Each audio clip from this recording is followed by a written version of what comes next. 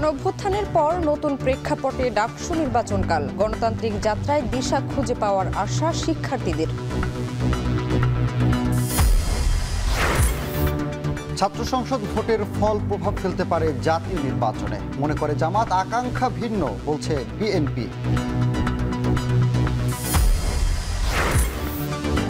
নওগাঁয় আউশের ভরা মৌসুমেও লোকসানের আশঙ্কা, উৎপাদন খরচ বেশি ও বৈরী আবহাওয়াকে দুষছেন কৃষকরা। এবং তীব্র পানি সংকটে অধিকৃত পশ্চিম তীর, ইসরায়েলি আগ্রাসনে ধ্বংস বেশিরভাগ উৎস, চরম ভোগান্তিতে ফিলিস্তিনিরা।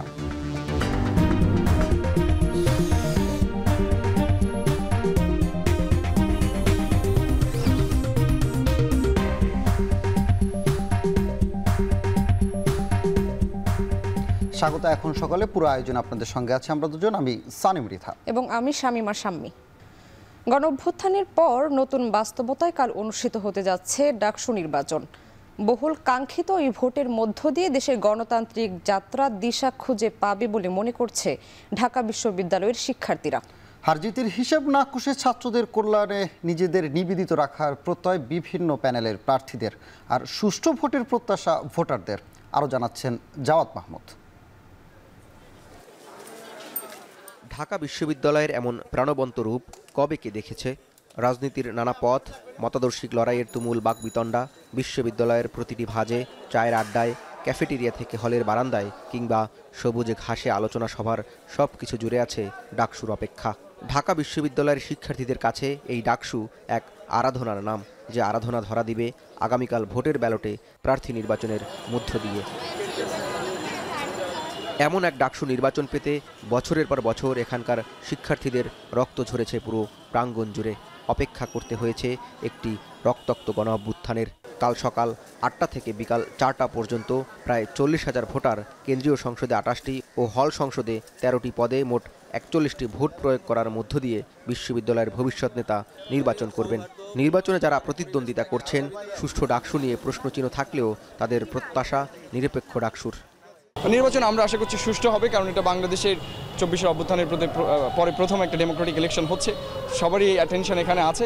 স্বাভাবিকভাবে ভোটের দিন তো একটু উত্তেজনা তৈরি হয়, কিংবা রেজাল্ট বের হওয়ার পরে একটু কেউ মানে না, এটাকে আমি স্বাভাবিক একটা প্রতিক্রিয়া হিসাবে দেখি। যদি নির্বাচনে লাইন জামিং বা কোনো ধরনের ম্যানিপুলেশন না হয়, তাহলে আমি মনে করি যে অবশ্যই আমি আশা করি যে কোনো ম্যানিপুলেশন হবে না। এটা ভোটের দিন সকালে বোঝা যাবে। তবে এখন পর্যন্ত আমরা পূর্বে আচরণবিধি নিয়ে অনেক কথা বলেছি, প্রত্যেক প্রার্থী বলেছে, কিন্তু আজকে প্রচারণার শেষ দিন, আজকের কারোর বিরুদ্ধে আমরা অভিযোগ দিব না। আমরা বিশ্বাস করি এই সুস্থ নির্বাচনের মাধ্যমে আমরা বাংলাদেশকে একটা চমৎকার বার্তা দিব এবং এর মাধ্যমে আমরা গণতন্ত্রের একটা স্থায়ী রূপের দিকে যাব। নির্বাচনের মধ্য দিয়ে যিনি এই নেতা নির্বাচিত হবেন, শিক্ষার্থীদের কল্যাণে তাকেই মেনে নেয়ার কথা বলছেন এসব প্রার্থীরা। জয়ী না হলেও শিক্ষার্থীদের কল্যাণে নিজেদের নিবেদিত রাখার প্রতিশ্রুতিও দেন ডাকসুতে প্রতিদ্বন্দ্বিতা করা তরুণে ছাত্র নেতারা। যেই ভিপি নির্বাচিত হবে, এবার আমরা আশাবাদ ব্যক্ত করছি যে আমরা যারাই ভিপিতে দাঁড়িয়েছিলাম প্রত্যেকে তাকে সহযোগিতা করব। আমি ছাড়া যদি অন্য কেউ হোক, সে তার কাছেও প্রত্যাশা থাকবে সে যেন আমি যে কাজগুলো করে আসছিলাম, যেগুলো প্রসেসিংয়ে আছে, শেষ হয় না, সেগুলো শেষ করার ক্ষেত্রে হেল্প করবে। যেই উঠে আসুক না কেন, তারা যাতে ঢাকা ইউনিভার্সিটিকে সার্ভ করতে পারে বা আমরা যাতে সার্ভ করতে পারি, ওই জায়গাগুলোতে আমাদের আসলে নিয়ে যেতে হবে। নির্বাচন সুস্থ, সুন্দর এবং মডেল নির্বাচন হলে আমরা ওয়েলকাম করব। নির্বাচন যদি কোনো রকম ব্যাহত হয়, ব্যাঘাত কেউ ঘটায়, সেক্ষেত্রে আমরা প্রতিহত করব। এই নির্বাচনে হারা অথবা জিতা এটা কোনো কোয়েশ্চেন না। এই নির্বাচনের মাধ্যমে জুলাইয়ের যে আকাঙ্ক্ষা, শহীদদের যে আকাঙ্ক্ষা, প্রতিচ্ছবি আমরা দেখতে পাচ্ছি, সেটা হলো আমাদের সবচেয়ে বড় তৃপ্তির বিষয়। এখানে যে জিতক অথবা যে হারক, আমরা সবাই জিতে যাব। এদিকে নির্বিঘ্নে ডাকসু সম্পন্ন করতে সকল প্রস্তুতি সম্পন্ন করেছে বিশ্ববিদ্যালয় প্রশাসন। 8টি ভোট কেন্দ্রের 810টি বুথে ভোট দিবেন শিক্ষার্থীরা। কোন হলের শিক্ষার্থীরা কোন কেন্দ্রে ভোট দিবেন সেসবও নির্ধারণ করে দেয়া হয়েছে। প্রতিটি ভোটার কেন্দ্রীয় ও হল সংসদে ভোট প্রদানের সময় পাবেন সর্বোচ্চ 10 মিনিট। ভোট কেন্দ্রের পর্যাপ্ততা, সময় নিয়ে নানা বিতর্ক থাকলেও অবাধ ও সুষ্ঠু নির্বাচন অনুষ্ঠানের প্রতিশ্রুতি ব্যক্ত করেছেন নির্বাচন কমিশন। ভোটের দিন তো আমরা বিভিন্ন এন্ট্রিগুলো, আমাদের 7-8টা এন্ট্রি যেখানে আছে, সেখানে চেকপোস্ট অবশ্যই থাকবে। সেখানে যাদেরকে আমরা বৈধ পাস দিব, তারা শুধুমাত্র এই ক্যাম্পাসে ঢুকবে এবং ভোট দিবে, ভোট অবজার্ভ করবে। এর বাইরে কেউ আসার কথা না। শিক্ষার্থী বান্ধব ক্যাম্পাস উপহার দিতে প্রার্থীরা নানা কৌশলে ভোট চাইলেও ভোটারদের দৃষ্টি প্রার্থীদের প্রতিটি পদক্ষেপে। আগামীকাল ডাকসু নির্বাচন অনুষ্ঠানের মধ্য দিয়ে ফ্যাসিবাদ উত্তর ঢাকা বিশ্ববিদ্যালয় কেমন হবে সেটি নির্ধারণ হবে। শুধু এই ঢাকা বিশ্ববিদ্যালয় নয়, এখানকার শিক্ষার পরিবেশ ও শিক্ষার্থীদের ভাগ্য নির্ধারণ হবে এই ডাকসুর মধ্য দিয়ে। এর বাইরে সবচেয়ে যেই বিষয়টি আলোচনা রয়েছে সেটি আগামী বাংলাদেশের রাজনৈতিক রূপরেখা এবং বাংলাদেশের রাজনীতি কোন দিকে যাবে সেটির ভাগ্য নির্ধারণ হবে এই ডাকসু নির্বাচনের মধ্য দিয়ে। জাওয়াদ মাহমুদ, এখন, ঢাকা বিশ্ববিদ্যালয়। রোববার রাত 11টায় শেষ হয়েছে ডাকসু নির্বাচনের আনুষ্ঠানিক প্রচারণা। এর মধ্যে ক্যাম্পাসে জোরদার করা হয়েছে সার্বিক নিরাপত্তা। ডাকসুর ভোটার ছাড়া সাধারণের জন্য ক্যাম্পাসে ঢোকা বন্ধ রাখা হয়েছে। আজ প্রথম প্রহরে পুরো ক্যাম্পাস দেখা গেছে আইন শৃঙ্খলা বাহিনীর উপস্থিতি। শাহবাগ, নীলক্ষেত, দোয়েল চত্বর সহ অধিকাংশ প্রবেশপথ নিরাপত্তার চাদরে ঢেকে ফেলা হয়েছে, যেখানে পুলিশ, প্রক্টোরিয়াল টিম, বিএনসিসির সদস্যদের দায়িত্ব পালন করতে দেখা যায়। আনুষ্ঠানিক প্রচারণা শেষে হওয়ার পর ক্যাম্পাসের আইন শৃঙ্খলা ও নিরাপত্তার বিষয়ে প্রার্থী ও শিক্ষার্থীরা সন্তোষ জানিয়েছেন। তাদের প্রত্যাশা, কাল একটি অবাধ ও সুষ্ঠু নির্বাচন উপহার দিতে পারবেন বিশ্ববিদ্যালয় প্রশাসন।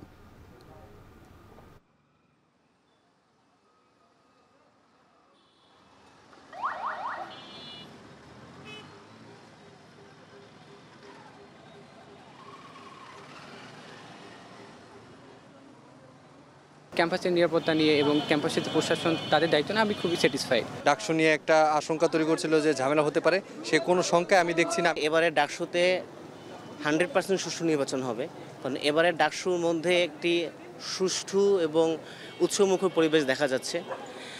ডাকসুর একজন প্রার্থী হিসাবে মনে করি এবারে ডাকসুটা আমাদের শিক্ষার্থীদের মাঝখানে একটি বড় ধরনের ঐক্য সৃষ্টি করবে। চলতি মাসে বহুল কাঙ্ক্ষিত 3টি ছাত্র সংসদ নির্বাচন। অনেকেই মনে করছেন এটি জাতীয় নির্বাচনের ওয়ার্ম আপ। বলছেন সংসদ নির্বাচনে সিদ্ধান্তহীনতায় থাকা ভোটারদের প্রভাবিত করবে এটি। ক্যাম্পাসের ফলাফল জাতীয় নির্বাচনে প্রভাব ফেলতে পারে বলে মনে করছেন জামায়াতের সেক্রেটারি জেনারেল। অন্যদিকে বিএনপি মহাসচিব বলছেন ছাত্র সংসদ আর জাতীয় নির্বাচনের আকাঙ্ক্ষা ভিন্ন। দেখুন সিফাত শাহরিয়ারের প্রতিবেদন। এই যে নির্বাচন, সেই নির্বাচনের মধ্য দিয়ে বাংলাদেশে এক ধরনের ছাত্র প্রতিনিধিত্বের যে লড়াই, সেই ছাত্র প্রতিনিধিত্বের লড়াই অনেক দূর এগিয়ে যাবে। একবিংশ শতাব্দীর পঞ্জিকা থেকে হারিয়ে যাওয়া বিলুপ্ত প্রায় এক আক্ষেপের নাম ছাত্র সংসদ নির্বাচন। আমরা শপথ করছি যে প্রতিটি শিক্ষার্থীর জন্য কোথাও 3 যুগ, কোথাও 3 দশক, যেন সোনার হরিণ ভোটাধিকার, নতুন নেতৃত্ব। শিকল ভাঙা গণঅভ্যুত্থানে সে আক্ষেপ ঘুচতে যাচ্ছে। বিশ্ববিদ্যালয়গুলোতে বইছে নির্বাচনের হাওয়া। শরতের বাতাস কি নিয়ে যাবে ছাত্র সংসদকে হৈমন্তীর সাতালে? শিক্ষার্থীদের মন শীতল করবে কিসে? সে উত্তর মিলবে একদিন পরেই। অনেকেই বলছেন ছাত্র সংসদ নির্বাচন জাতীয় নির্বাচনের ওয়ার্ম আপ। এ নিয়ে 2 প্রজন্মের 2 ভিপি জানিয়েছেন মিশ্র প্রতিক্রিয়া। মাহমুদুর রহমান মান্না বলছেন রাজনৈতিক দল সমর্থিত প্যানেলের বিজয় জাতীয় নির্বাচন নিয়ে সিদ্ধান্তহীনতায় থাকা ভোটারদের প্রভাবিত করবে। আর নুরুল হক নূর বলছেন ক্যাম্পাসের জয় পরাজয় জাতীয় নির্বাচনে ইতিবাচক প্রভাব ফেলবে। জাতীয় রাজনীতিতে একটা অবশ্যই ইতিবাচক ভূমিকা রাখবে এবং যেই দলের ছাত্র সংগঠনই যারাই জয়লাভ করে সেটা সেই দলের জন্য একটা সহায়ক হবে। এরা কিন্তু রাজনৈতিক বিবেচনার চেয়ে তাদের কর্মকাণ্ড একটা শিক্ষার্থীদের কাছে প্রাধান্য পাবে। এই ইউনিভার্সিটিতে অন্য একটা সংগঠন জিতেছে, তাহলে ওদের দলই ভালো করবে, মানে এরকম একটা ইম্প্যাক্ট হয়, তার বেশি কিছু হয় না। কিন্তু যে দোদুল্যমান মানুষ আছে, একটা সার্ভে হয়েছে না, 38% মানুষ এখনও ডিসাইড করে নাই, যদিও ওখানে থাকবে না, এই মানুষগুলো সিদ্ধান্ত নেওয়ার সুবিধা হবে, সেই অর্থে বলছি। একটা নির্বাচনী সমঝোতার আবার প্রধান 2টি রাজনৈতিক দলেরও এই বিষয়ে ভিন্ন মত। জামায়াতে ইসলামীর সেক্রেটারি জেনারেল মিয়া গোলাম পরোয়ার বলছেন ছাত্র সংসদ নির্বাচনের ফলাফল জাতীয় নির্বাচনে ভালো প্রভাব ফেলবে। ছাত্র সংসদে যারা জিতবে, ছাত্র রাজনীতির এই ধারা, এই বিজয়, এই ইমেজ, এই আবহাওয়ার ঢেউটা কিন্তু সারা বাংলাদেশে আছড়ে পড়বে। ইন দি মিন টাইম এসে পড়তেছে জাতীয় সংসদ নির্বাচন। নিশ্চয়ই এর প্রভাব থেকে জাতীয় নির্বাচন মুক্ত থাকবে না, ভালোই প্রভাব পড়বে। আর বিএনপি মহাসচিব মির্জা ফখরুল ইসলাম আলমগীর মনে করেন ছাত্র সংসদ আর জাতীয় নির্বাচনের আকাঙ্ক্ষা ভিন্ন। জাতীয় নির্বাচনের ব্যাপারটা হচ্ছে যে সাধারণ মানুষের তার নিজস্ব যে আপনার চিন্তা ভাবনাগুলো, তার প্রয়োজনগুলো, তার রাজনৈতিক আকাঙ্ক্ষাগুলো, সেগুলোর ব্যাপার আছে। আর ছাত্রদের নির্বাচনে কিন্তু ওখানে একটা ডিফারেন্ট ইস্যু আছে। ওদের যে ইন্টেলেকচুয়াল তারা অনেক বেশি ডেভেলপড, এর একটা ইম্প্যাক্ট থাকতে পারে যে দলীয় সদস্যই থাকে তাহলে সেটা একটা থাকতে পারে, দ্যাটস ডিফারেন্ট, কিন্তু খুব বেশি ইম্প্যাক্ট পড়বে না। চলতি মাসের 9, 11, 25 তারিখ যথাক্রমে ডাকসু, জাকসু ও রাকসু নির্বাচন অনুষ্ঠিত হবে। সিফাত শাহরিয়ার, এখন ঢাকা।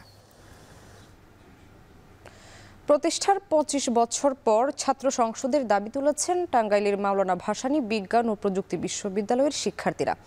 দাবি আদায়ে চলছে জোর তৎপরতা। সম্প্রতি অনশনের মতো প্রতীকী কর্মসূচি পালন করেন তারা, যা ইতিবাচক হিসেবে দেখছে বিশ্ববিদ্যালয় কর্তৃপক্ষ। বিস্তারিত জানাচ্ছেন কাউসার আহমেদ। 1999 সালে টাঙ্গাইল শহরের সন্তোষে মাওলানা ভাসানী বিজ্ঞান ও প্রযুক্তি বিশ্ববিদ্যালয়ের ভিত্তিপ্রস্তরের পর কার্যক্রম শুরু হয়। এরপর 2003-04 শিক্ষাবর্ষে এখানে একাডেমিক কার্যক্রম চালু হয়। শিক্ষার্থীরা বলছেন, এখানে ছাত্র সংসদ না থাকায় তারা তাদের অধিকার থেকে বঞ্চিত হচ্ছেন। অন্যদিকে অনেক শিক্ষার্থী এখান থেকে রাজনৈতিক চর্চা করতে পারছেন না। 24-এর গণ অভ্যুত্থানের পর নতুন করে জেগেছে দেশের বিশ্ববিদ্যালয় অঙ্গন। চলছে কেন্দ্রীয় হল ও ছাত্র সংসদ নির্বাচন। এমন অনুকূল পরিবেশে এখন আলোচনায় টাঙ্গাইলের মাওলানা ভাসানী বিজ্ঞান ও প্রযুক্তি বিশ্ববিদ্যালয়। শিক্ষার্থীরা বলছেন, ছাত্র সংসদ না থাকায় অধিকার থেকে বঞ্চিত হচ্ছেন তারা। গেল 11 আগস্ট থেকে কেন্দ্রীয় ছাত্র সংসদ প্রতিষ্ঠার দাবিতে প্রশাসনিক ভবনের সামনে আমরণ অনশনে বসেন বিশ্ববিদ্যালয়ের ছাত্র আক্তারুজ্জামান সাজু। সাধারণ শিক্ষার্থীরাও সংহতি জানিয়ে প্রতীকী অনশন করেন। অনশন কর্মসূচিতে গিয়েছি কারণ আমরা দেখেছি যে আমাদের বিশ্ববিদ্যালয় আমাদের সাথে টালবাহানা করছে, যে তারা বলছে যে আমরা ভেবে দেখি, আলোচনা করে দেখি। তো আমরা বারবার তাদেরকে বলেছি যে জুলাই একটি মীমাংসিত বিষয় এবং জুলাইয়ের যে 9 দফা দাবি তার একটি দাবি যেহেতু যে কেন্দ্রীয় ছাত্র সংসদ প্রতিষ্ঠা করতে হবে। শিক্ষার্থীরা বলছেন, ছাত্র সংসদ না থাকায় আবাসিক ব্যবস্থা সহ হলের নানা সমস্যার সমাধানে নেওয়া হয় না কোনো উদ্যোগ। নেই তেমন খেলাধুলার আয়োজন, অপর্যাপ্ত বই ও অডিটোরিয়াম, সেই সঙ্গে শ্রেণীকক্ষের সংকট। এতে একাডেমিক কার্যক্রমের পাশাপাশি শিক্ষার্থীদের বুদ্ধিভিত্তিক ও রাজনৈতিক চর্চা ব্যাহত হচ্ছে। ছাত্র সংসদ হলে এ সংক্রান্ত বিষয়ে প্রশাসনের জবাবদিহিতা নিশ্চিত হবে বলে মনে করছেন সাধারণ শিক্ষার্থীরা। অনেক সংকট থাকে, ক্লাসরুমের ম্যাটেরিয়ালসগুলো অনেক সময় পাওয়া যায় না।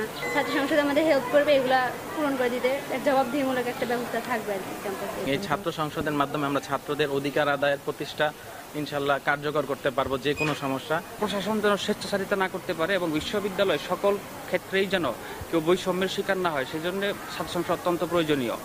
বিশ্ববিদ্যালয়ের ছাত্র সংগঠনগুলো বলছে, ছাত্র সংসদ প্রতিষ্ঠা হলে হল দখল, টেন্ডারবাজি ও অনিয়ম দুর্নীতি বন্ধ হবে। বিশ্ববিদ্যালয়ে বিরাজ করবে শিক্ষা ও মননশীলতার সুবিন্যস্ত পরিবেশ। বিশ্ববিদ্যালয়ে ছাত্র সংসদ গঠিত হয়, ছাত্র সংসদ নির্বাচন হয়, তাহলে কি হবে যে ক্ষমতাসীন দলের যে স্টুডেন্ট উইং থাকবে তারা সেখানে প্রভাব বিস্তার করতে পারবে না, কারণ মাকসুর মধ্যে বিভিন্ন দলমতের প্রার্থীরা সেখানে নেতৃত্ব দিবে। মাকসু হলে আশা করি এখানে নির্বাচিত প্রতিনিধি আসবে যারা ছাত্রদের নিয়ে ক্যাম্পাসে তাদের স্বার্থ রক্ষা, নিরাপত্তা এবং প্রশাসনিক যে ছাত্রদের উপর একটা প্রেশার থাকে এগুলা নিরাময়ে কাজ করবে। বিশেষজ্ঞরা বলছেন, বিশ্ববিদ্যালয়ে শিক্ষার্থীদের মতামত প্রকাশ ও রাষ্ট্রীয়ভাবে রাজনৈতিক চর্চার জন্য ছাত্র সংসদ প্রয়োজন। বিশ্ববিদ্যালয়ের আইন কানুন মেনে চলে বিশ্ববিদ্যালয়ের ছাত্রদের যেখানে কল্যাণ হয়, সেখানে জাতি, ধর্ম, বর্ণ নির্বিশেষে রাজনৈতিক প্ল্যাটফর্ম সবকিছুকে পাশ কাটিয়ে শুধুমাত্র ছাত্র এই পরিচয় নিয়ে যারা আসবে তাদের কল্যাণে কাজ করবে, এমন একটা গোষ্ঠী অবশ্যই আমার দরকার। বিশ্ববিদ্যালয়ের উপাচার্য বলছেন, শিক্ষার্থীদের আবেদনের প্রেক্ষিতে বিভিন্ন অনুষদের ডিন, চেয়ারম্যান, প্রভোস্ট ও অফিস প্রধানদের সাথে সভা করা হয়েছে। উচ্চতর কমিটি করে ছাত্র সংসদের বিষয়টি সরকারকে অবগত করা হবে। আমরা একটা কমিটি করতে যাচ্ছি এবং কমিটি করার প্রসেসটা শুরু হয়েছে এবং কমিটি হয়তো আজকের মধ্যেই হয়ে যাবে। তারপরে এই কমিটি ছাত্র সংসদ করার বিষয়ে আইনের কোথায় কনফ্লিক্ট আছে এবং সেটা কিভাবে ওভারকাম করা যায় তারা বসে এটা আলোচনা করে তারা একটা সুপারিশ করবেন। আমরা ওই সুপারিশ মোতাবেক আমরা ইউজিসি এবং গভর্নমেন্টকে বিষয়টি জানাবো। মাওলানা ভাসানী বিজ্ঞান ও প্রযুক্তি বিশ্ববিদ্যালয়ে বর্তমানে প্রায় ৬,০০০ শিক্ষার্থী অধ্যয়ন রয়েছে। ইঞ্জিনিয়ারিং সহ ১৯ বিষয়ে স্নাতক ও স্নাতকোত্তর করতে পারছেন শিক্ষার্থীরা। কাউসার আহমেদ, এখন, টাঙ্গাইল। আরএফএল ওয়াটার পাম্পের অটো থার্মাল টেকনোলজি, যা বেশি হিটে নষ্ট হয় না, শতভাগ মসৃণ, ব্রাশ ইম্পেলার নিশ্চিত করে অধিক পানির flow. RFL water pump on করলে পানির তুফান। শেখ মুজিব ভারতপন্থী হলেও ভারতের নির্দেশে চলতেন না, তবে শেখ হাসিনার শাসন ব্যবস্থা ছিল সম্পূর্ণভাবে ভারতের নকশায় নির্মিত। আন্তর্জাতিক অপরাধ ট্রাইব্যুনালের জবানবন্দিতে এমনটাই জানিয়েছিলেন শেখ হাসিনার মামলার গুরুত্বপূর্ণ সাক্ষী, লেখক ও গবেষক সদ্য প্রয়াত বদরুদ্দিন ওমর। গেল 14ই ফেব্রুয়ারি ট্রাইব্যুনালের তদন্ত কর্মকর্তা আলমগীর হোসেনের কাছে এই জবানবন্দি দিয়েছিলেন তিনি। রোববার প্রখ্যাত গবেষক বদরুদ্দিন ওমর মারা যাওয়ায় ট্রাইব্যুনালে আর তার সাক্ষ্য দেওয়া হবে না। ট্রাইব্যুনালের জবানবন্দিতে প্রয়াত বদরুদ্দিন ওমর আরও জানান, শেখ হাসিনা ও শেখ মুজিবুরের মুক্তিযুদ্ধের চেতনা মূলত একটি দলীয় ও ক্ষমতাকেন্দ্রিক একমুখী বয়ান, যা গণতন্ত্র সত্য ইতিহাসের বিপরীত।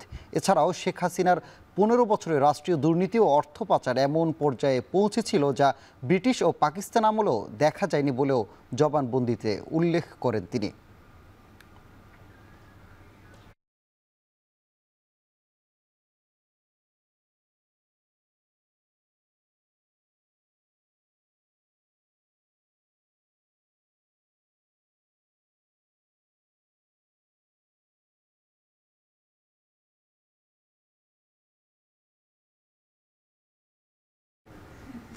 কুমিল্লা সিটি কর্পোরেশনে প্রকট আকার ধারণ করেছে সুপেয় পানির সংকট।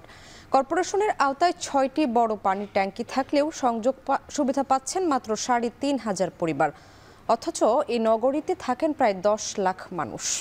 তার উপর পানিতে আয়রন থাকা আর স্বচ্ছতার ঘাটতি নিয়ে অভিযোগের শেষ নেই। বিশেষজ্ঞরা বলছেন, বিশুদ্ধ পানির অভাবে বাড়ছে রোগ ব্যাধির ঝুঁকি। খালেদ সাইফুল্লাহর রিপোর্ট। কুমিল্লা সিটি কর্পোরেশনের পানির ট্যাঙ্কের সংখ্যা 6টি, 53 লাখ লিটার ধারণ ক্ষমতার এসব ওভারহেড পানির ট্যাঙ্কির গ্রাহক মাত্র 3,283টি পরিবার। এই নগরীতে প্রায় 10 লাখ বাসিন্দার বসবাস হলেও সুপেয় নিরাপদ পানির ব্যবস্থাপনা গড়ে ওঠেনি 14 বছরেও। কুমিল্লা পৌরসভায় আগে থেকেই 6টি ওভারহেড পানির ট্যাঙ্ক থাকলেও দক্ষিণের 9 ওয়ার্ডে কর্পোরেশনের কোনো ট্যাঙ্ক নেই। নগরীর বেশিরভাগ বাড়িতেই বাড়তি খরচে বসানো হচ্ছে সাবমার্সিবল পাম্প। পানি আইতো না, আবার আসতো, এরকম বুঝছেন, এই জন্য কষ্ট হতো। এই জন্য আমরা 3-4 জন মিলা মোটর লাগাইছি। ময়লা পানির কারণে এটা ব্যবহার হয় না, প্রত্যেকটা ফ্যামিলিতে একটা করে সাবমার্সিবল মোটর বসাইয়া ব্যবহার করতেছে। 300 টাকা মাসিক বিল দিয়েও পানির গুণমান নিয়ে অভিযোগের শেষ নেই ভোক্তাদের। পানিতে ভাসছে ময়লা, এছাড়াও আয়রনের উপস্থিতিতে পানির স্বচ্ছতাও হলদে রং ধারণ করেছে।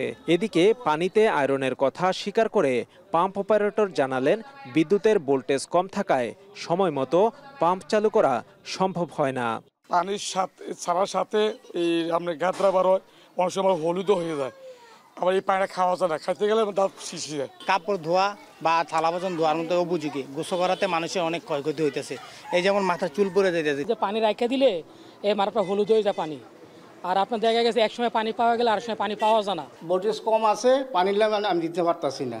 যখন ভোল্টেজ বাড়বে তখন আমি লাইন দিয়ে দেবো। আর্থিক সক্ষমতা ও জনবল সংকটে এখনও গড়ে ওঠেনি ওয়াসার কার্যক্রম। তবে মেঘনা নদী থেকে পরিশোধিত পানি সরবরাহের একটি প্রকল্প বাস্তবায়নাধীন বলে জানিয়েছে সিটি কর্পোরেশন। এই ওভারহেড ট্যাঙ্কগুলো মানুষের কোনো কাজে লাগে নাই, এবং কেন কাজে লাগে নাই, কেন এই ভুল টেকনোলজিতে এটাকে তৈরি করলো, কে তৈরি করলো, আজ পর্যন্ত কেউ কোনো সাংবাদিকও জিজ্ঞাসা করে নাই। আমরা জনগণ তো ঘুমাই এই কাটাই। মেঘনা নদী থেকে পানির সংগ্রহ করে বা পানি নিয়ে এটা চাঁদপুর হয়ে আমাদের এই কুমিল্লা হয়ে যেটা আমাদের চট্টগ্রামের দিকে যাবে, একটা বৃহৎ একটা প্রকল্প। এটা সিপুরসে এটা বাস্তবায়ন করছি। তো সেক্ষেত্রে ধরেন আমাদের একটু সময় লাগবে। এই প্রকল্প বাস্তবায়ন হলে আমরা আশা করছি আমাদের শহরে, বিশেষ করে আমাদের সিটি কর্পোরেশন এরিয়ায় যে সকল নাগরিক রয়েছেন তারা শতভাগ পানি পাবেন। নিরাপদ পানি নাগরিকের অধিকার, তা নিশ্চিত করবে সিটি কর্পোরেশন, এমন প্রত্যাশাই নগরবাসীর। খালেদ সাইফুল্লাহ, এখন, কুমিল্লা। নগর মাঠে এখন আউশ ধান কাটা ও মাড়াই ব্যস্ত চাষিরা। তবে এবছর বৈরী আবহাওয়ার প্রভাবে ফলন ভালো না হওয়ায় দাম কম পেয়ে হতাশ তারা। রয়েছে লোকসানের শঙ্কা। তবে কৃষি উপকরণের দাম কমানো হলে লাভের সম্ভাবনা বাড়বে বলে জানান কৃষকরা। আব্বাস আলীর পাঠানো তথ্য, ছবিতে প্রতিবেদন। নওগাঁর মাঠে মাঠে দোল খাচ্ছে সোনালী আউশ ধান। মৌসুমের শুরুতে অনাবৃষ্টি, পরে অতিবৃষ্টি আর কোথাও পোকার আক্রমণে ধানের ফলন হয়েছে কম। তবুও ধান কাটতে ব্যস্ত চাষিরা। ইতোমধ্যে 50% ধান কাটা শেষ হয়েছে। কৃষকরা জানান, চলতি বছরে উৎপাদন খরচ বাড়ায় বিঘা প্রতি খরচ বেড়েছে অন্তত 1,500 টাকা। জমি রোপণ থেকে ধান কাটা পর্যন্ত আবাদ খরচ হয় বিঘা প্রতি প্রায় 8,000 থেকে 10,000 টাকা। বিঘা প্রতি ফলন হচ্ছে 12 থেকে 16 মণ। বাজারে প্রতি মণ বিক্রি হচ্ছে 850 থেকে 950 টাকায়। ধানের দাম কম হওয়ায় লোকসানের শঙ্কায় কৃষকরা। ফলনে আসতেছে 13 থেকে 16 মণ। এই ধান কাটার পর আবার আমন ধান আসবে। ধানের দামও খুব ভালো ছিল, 11,000 টাকা থেকে 1100 টাকা, 1150 টাকা পর্যন্ত বিক্রি হয়েছে। কিন্তু এবারে ধানের ফলনও কম, তুলনামূলকভাবে ধানের দামও কম। বৃষ্টির কারণে ধানের চিটার হয়ে গেছে আর পোকার আক্রমণটা বেশি হয়েছে, বীজ ঠিক মতো ব্যবহার করা যায়নি। এই কারণে ধানের ফলন অনেক কমে গেছে। ধানের দাম খুবই খারাপ, 800 থেকে 900 পর্যন্ত বিক্রি। এই দিয়ে তো আমাদের পোষায় না। ধানের যে খরচা সেই হিসাবে ধানের কোনো মূল্যে পোষায় না, কৃষকের অনেক লস। হাটে নিয়ে গেলে লিবাস আছে না, তার মধ্যে ব্রয়লার এলাকা কিন্তু আমরা বলতেছে এলজি সাইজে আমরা ধান লিব কি করে। এই জন্য হাটের ধান নিয়ে আবার ঘুরে নিয়ে আসা লাগতেছে। যদি তেলের দাম বা সারের দাম কমতো তাহলে আমরা লাভবান হতাম। এদিকে বেড়েছে শ্রমিকের মজুরিও। 1 বিঘা জমিতে খরচ হচ্ছে 2 থেকে 2,500 টাকা। আবার কোথাও মজুরি হিসেবে বিঘাতে 3 মণ ধান নিচ্ছেন শ্রমিকরা। ধান কাটতে 2500 থেকে 3,000 টাকা দূরত্ব হিসাবে। ধানের ফলন কম, তারপর ধানের দাম কম, কাটিয়ে পড়তে হচ্ছে না। আমরা কেউ করছি কাটবো, কেউ করতে বাদ যাবো। এবছর লক্ষ্যমাত্রার চেয়ে 45 হেক্টর বেশি জমিতে আউশের আবাদ হয়েছে। এছাড়া চলতি বছর 40,000 কৃষককে বীজ ও সার প্রণোদনা দেয় কৃষি বিভাগ। কিছু কিছু জমি যে জমিগুলো একটু বেশি পানিতে আছে সেই জমির হয়তো ফলন সামান্য একটু কম হতে পারে।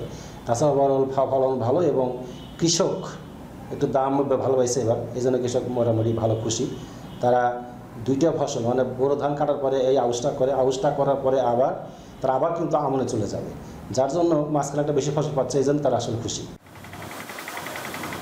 জেলায় এবার প্রায় 2,81,000 টন ধান উৎপাদনের আশা করছে সংশ্লিষ্টরা, যার বাজার মূল্য 700 কোটি টাকারও বেশি। এখন নওগাঁ। দেশের সবচেয়ে মজবুত আরএফএল ল্যাডার, যা 6061 গ্রেড অ্যালুমিনিয়ামে তৈরি। শক্তিশালী MS ক্রসবার নিশ্চিত করে সর্বোচ্চ নিরাপত্তা। RFL ladder. বরগুনায় সপ্তাহ ব্যবধানে বেড়েছে ইলিশের সরবরাহ, ফলে কেজি প্রতি ইলিশের দাম কমেছে 150 থেকে 200 টাকা পর্যন্ত। এ নিয়ে আরও জানাতে পৌর মাছ বাজার থেকে যুক্ত হচ্ছেন জিয়াদ মাহমুদ। জিয়াদ, বর্তমানে প্রতি কেজি ইলিশ কত দামে বিক্রি হচ্ছে জানাবেন। সানি, আমার হাতে যে ইলিশটি দেখছেন এটি 1 কেজি ওজনের এবং বিষখালী নদীর সুস্বাদু এই ইলিশটি বর্তমানে বিক্রি করা হচ্ছে 2000 থেকে 2100 টাকা দরে, যেটি 1 সপ্তাহ আগেও বিক্রি করা হচ্ছিল 2350 থেকে 2400 টাকা কেজি দরে। তবে দেখা যায় আরো যদি 2 বছর পেছনে যাওয়া যায় তাহলে দেখা যায় যে ইলিশের এই ভরা মৌসুমে 1 কেজি ওজনের ইলিশ এর দাম ছিল তখন 1300 থেকে 1500 টাকা পর্যন্ত। এখন দাম কিছুটা বেড়েছে এবং একই সাথে ইলিশের সরবরাহ তুলনামূলক আগের তুলনায় অনেকটা কমেছে।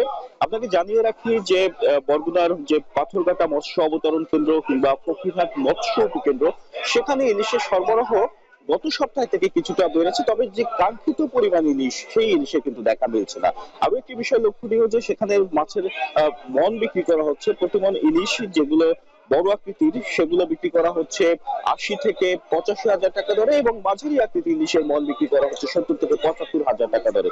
ছোট ইলিশের সংখ্যাই বেশি এবং সেগুলো বিক্রি করা হচ্ছে 60 থেকে 65,000 টাকা মন ধরে। এবং স্থানীয় বাজারগুলোতে, আজকে আমি যে বাজারে রয়েছি বরগুনা পৌর বাজার সংলগ্ন যে পাইকারি মাছ বাজার, এখানে ইলিশ মাছের সরবরাহ রয়েছে এগুলো বিক্রি করা হচ্ছে, বড় আকৃতির ইলিশ বিক্রি করা হচ্ছে 1900 থেকে 2100 টাকা দরে। তবে এটি যখন পাইকারি বাজারে নিয়ে আসা হবে তখন কিন্তু এই মাছের দাম বিক্রি করা হবে 2100 থেকে 2200 টাকা দরে, এবং মাঝারি আকৃতির ইলিশ বিক্রি করা হচ্ছে 1400 থেকে 1500 টাকা দরে। ছোট আকৃতির ইলিশ, যেটি বলছিলাম যে ছোট আকৃতির ইলিশের সংখ্যাই বেশি, সেগুলো বিক্রি করা হচ্ছে 1000 থেকে 1200 টাকা কেজি দরে।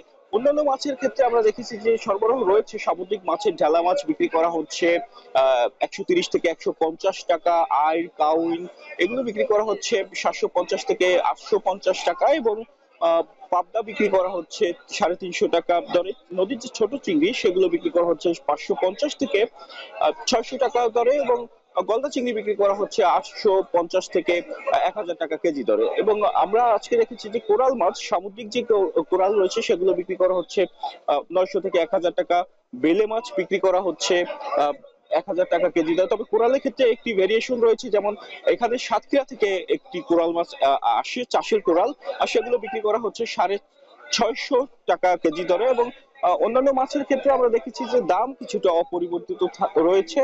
আরেকটা বিষয় যে এখানে চাষের মাছের দাম কিছুটা বেড়েছে। চাষের মাছের ক্ষেত্রে আমরা দেখেছি যে চাষের তেলাপিয়া কিংবা পাঙ্গাসে 10 থেকে 20 টাকা কেজি প্রতি দাম বৃদ্ধি পেয়ে সেটি বিক্রি করা হচ্ছে 180 থেকে 190 টাকা পর্যন্ত। তবে আরেকটি বিষয় যে ইলিশের সরবরাহ আরো বাড়বে, যেহেতু ইলিশের মৌসুম চলছে। ইলিশের সরবরাহ যখন আরো বাড়বে তখন কিন্তু দাম কিছুটা হলেও কমবে। তবে এখানে একটি বিষয় রয়েছে যে এখানে ইলিশের দাম বাড়ুক না কেন, এখানে যারা জেলে রয়েছেন তারা কিন্তু দাদুনের দুষ্ট চক্রে উপকৃত থেকে যাচ্ছেন। তারা যে ইলিশের ন্যায্য মূল্য সেটি পাচ্ছেন না। তবে এখনো যে দাম রয়েছে 1900 থেকে 2100 টাকা দরে 1 কেজি ওজনের ইলিশ কিনতে হচ্ছে, এবং সেগুলো খুচরা বাজার থেকে কিন্তু একটু বেশি দরেই কিনতে হচ্ছে। তবে সেই দামটিও কিন্তু সাধারণ মানুষের ক্রয় সীমার মধ্যে নেই বলে ক্রেতারা বলছেন। তো এই ছিল বরগুনা মাছ বাজার থেকে আমার কাছে ইলিশের সরবরাহ দরদাম নিয়ে সবশেষ তথ্য। সানি। বরগুনা থেকে ইলিশ মাছ সহ বিভিন্ন মাছের বাজার দর জানাচ্ছিলেন সহকর্মী জিয়াদ মাহমুদ। রেলওয়ের উত্তর পূর্বাঞ্চলের সর্বশেষ স্টেশন সুনামগঞ্জের ছাতক। গত 4 বছর ধরে এই লাইনে বন্ধ ট্রেন চলাচল। তবে দীর্ঘ বিরতির পর ছাতক সিলেট রেলপথে আবারও ছুটবে ট্রেন। সেজন্য প্রায় 217 কোটি টাকার প্রকল্প হাতে নিয়ে কাজ শুরু করেছে কর্তৃপক্ষ। আগামী বছরের সেপ্টেম্বর থেকে পুনরায় এই রুটে শুরু হবে রেল চলাচল। লিপসন আহমেদের পাঠানো তথ্য, ছবিতে বিস্তারিত। 1954 সালে বাণিজ্যিক কার্যক্রমের জন্য সিলেট রেলওয়ে স্টেশন থেকে সুনামগঞ্জের ছাতক বাজার রেলওয়ে স্টেশন পর্যন্ত এই রেলপথটি নির্মাণ করা হয়। এই রেলপথ দিয়ে ছাতকের উৎপাদিত পাথর, বালু, চুনা পাথর, কমলালেবু সহ নানা ধরনের পণ্য সারা দেশে রপ্তানি করা হতো। ফলে এই রেলপথকে কেন্দ্র করে পুরো জেলার অর্থনীতি চাঙ্গা হয়ে ওঠে। কিন্তু 2020 সালের 24 মার্চ করোনা মহামারীর সময় বন্ধ করে দেওয়া হয় সিলেট ছাতক রুটে ট্রেন চলাচল। এরপর 2022 সালে ভয়াবহ বন্যায় ছাতক বাজার স্টেশন থেকে সিলেট পর্যন্ত 34 কিলোমিটার রেল লাইন ক্ষতিগ্রস্ত হয়। ফলে গত 4 বছর ধরে এই লাইনে বন্ধ রয়েছে রেল চলাচল। এতে মুখ থুবড়ে পড়েছে ব্যবসা বাণিজ্য, ধস নেমেছে অর্থনীতিতে। তবে দীর্ঘ প্রতীক্ষার পর সিলেট ছাতক রুটে আবারও চলবে ট্রেন। আগামী বছরের সেপ্টেম্বর থেকে পুনরায় এই রুটে রেল চলাচলের উদ্যোগ নিয়েছে কর্তৃপক্ষ। ইতোমধ্যে পুরোদমে চলছে সংস্কার কাজ। দ্রুত গতিতে অপসারণ করা হচ্ছে পূর্ণ রেল লাইন ও স্লিপার। এখানে তো বালু পাথর অনেক কিছুর ব্যবসা বাণিজ্যের এলাকা, দেশ বিদেশের অনেকই ছাত্রকে আসে এই ব্যবসার জন্য। কিন্তু যদি রেল লাইনটা চালু থাকতো তাহলে ব্যবসার উন্নতি হতো। 2022 সালে বন্যায় যে ক্ষতিটা হয়েছিল, তারপর থেকে ট্রেন যে বন্ধ হয়েছে, যে রাস্তা হয়েছে, তখন কাজ করতেছে। আজ কোন দিন শেষ হইব, তারা 2026 সালে শেষ হইব, কোন দিন শেষ হইব তার কোনো নিশ্চয়তা নাই। কাজ অলরেডি খোলা টাইপের শেষ। এখন সামনে 2 নম্বরের থেকে আমাকে কি একটু পাইলিং করা হচ্ছে, ওখান থেকে পয়েন্ট উঠতেছে চত্বরের থেকে। প্রতিটা ব্রিজের কাজ চলতেছে, অতি শীঘ্রই এই কাজটা উঠে যাবে। রেল লাইন চললে যাতায়াত লাগিব আর মাল সামানা ছাতক পৌঁছিতে সুবিধা পালা। এদিকে রেল বিভাগের কর্মকর্তা জানান, এই রেলপথ সচল করতে 217 কোটি টাকার একটি প্রকল্প নেওয়া হয়েছে। ট্র্যাক ডিসমেন্টেলিং এর কাজ চলমান, তারপরে স্টেশন বিল্ডিং কেন্দ্রিক কিছু কাজ চলমান আছে। মানে আমাদের টার্গেট হচ্ছে সেপ্টেম্বর 2026-এর ভিতরে এই প্রজেক্ট শেষ করা, কারণ আমাদের ডেডলাইন দেয়াই আছে সেপ্টেম্বর 2026। আশা করছি ওর ভিতরে আমরা কাজটা শেষ করব ইনশাআল্লাহ। রেলপথ সচল হলে শিল্প সমৃদ্ধ ছাতকে আবারও অর্থনৈতিক গতিশীলতা ফিরবে, এমনটাই আশা করছেন সংশ্লিষ্টরা। এখন সুনামগঞ্জ। শেরপুর ময়মনসিংহ রুটে সিএনজি চালিত অটোরিকশার বেপরোয়া গতিতে প্রায় সড়কে ঘটছে দুর্ঘটনা ও প্রাণহানি। সড়কের নিয়ম না মানা, চালকদের অসতর্কতা আর অদক্ষতার দুর্ঘটনার অন্যতম কারণ বলছেন যাত্রীরা। দুর্ঘটনা রোধে দ্রুতই শেরপুর ময়মনসিংহ রুটে মিনি বাস চালুর দাবি যাত্রীদের। জাহিদুল খান সৌরভের প্রতিবেদন। গেল বছরের 13 নভেম্বর শেরপুরের নকলাই পাইসকা বাইপাস মোড়ে সিএনজি অটোরিকশার সাথে পিকআপ ভ্যানের সংঘর্ষে প্রাণ হারায় অটোরিকশার 4 যাত্রী। এ ঘটনার 1 মাস পর শেরপুরের ভাতশালায় সিএনজি অটোরিকশার সাথে ঢাকাগামী বাসের সংঘর্ষে ঘটনাস্থলে প্রাণ হারায় 6 যাত্রী। শেরপুর থেকে ময়মনসিংহের দূরত্ব প্রায় 68 কিলোমিটার। কম দূরত্বের কারণে ঢাকাগামী কোনো বাস যাত্রীদের না নেয় ঝুঁকি নিয়ে সিএনজি অটোরিকশা দিয়ে নকলা, ফুলপুর সহ ময়মনসিংহে যাতায়াত করেন যাত্রীরা। এতেই ঘটছে দুর্ঘটনা। যাত্রীরা বলছেন, ফিটনেসবিহীন যান, চালকদের অদক্ষতা ও ট্রাফিক আইন না মেনে সিএনজি অটোরিকশা চালানোই দুর্ঘটনার মূল কারণ। এই রুটে মিনি বাস চালুর দাবি তাদের। তবে সিএনজি চালকদের অভিযোগ, বড় গাড়িগুলো সাইড না দেওয়াতেই ঘটছে দুর্ঘটনা। এছাড়া ইচ্ছে করেই অনেক গাড়ি চাপা দেয় বলে অভিযোগ তাদের। নকলা থেকে চলাচলের জন্য আমাদের সিএনজি ছাড়া কোনো উপায় নেই, কারণ বাস আমাদের স্বল্প দূরত্বের জন্য নিতে চায় না। কারণ আমাদের রাস্তাগুলো আগের রাস্তায় আছে, কিন্তু গাড়ি তো অনেক বেড়ে গেছে।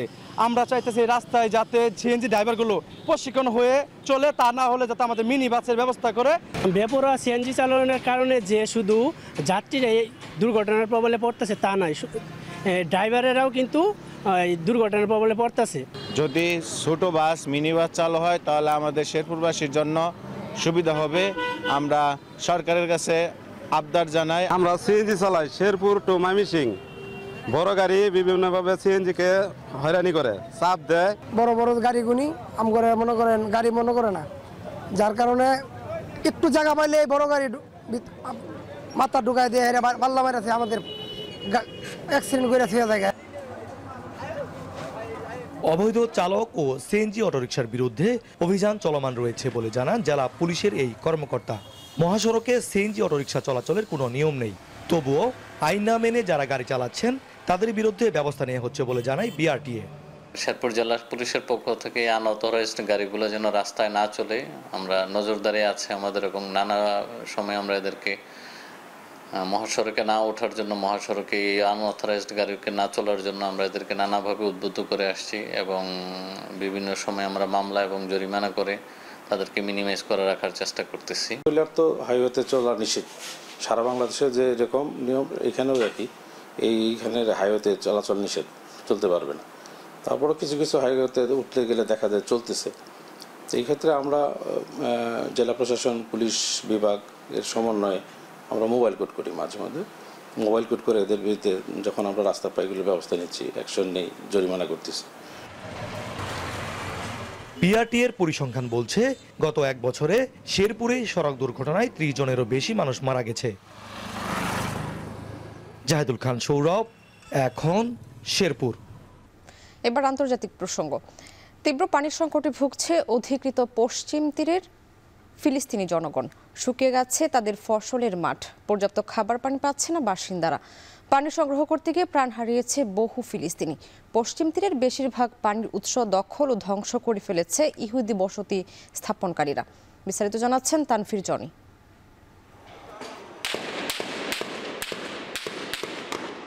2023 সালে গাজা ইসরায়েল যুদ্ধ শুরুর পর থেকে অধিকৃত পশ্চিম তীরে বেড়েছে সহিংসতার হার। জাতিসংঘের তথ্য মতে চলতি বছরের প্রথম 7 মাসে 9 শতাধিক সহিংসতার ঘটনা ঘটেছে।